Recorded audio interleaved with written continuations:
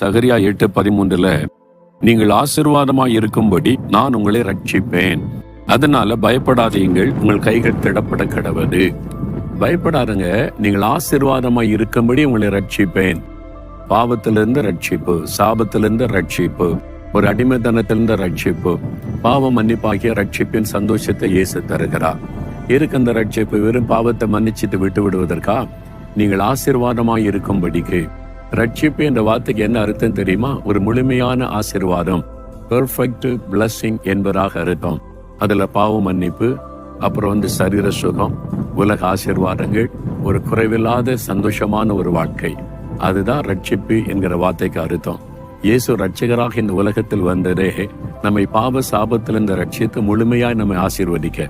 ஆனால் தான் ஆண்டவர் உங்களை பார்த்து சொல்லார், என் மகளை பயப்படாத, என் மகனை பயப்படாதே, நீ ஆசீர்வாதமாய் இருக்கும்படிக்கு உன்னை ரட்சிக்க நான் விரும்புகிறேன்.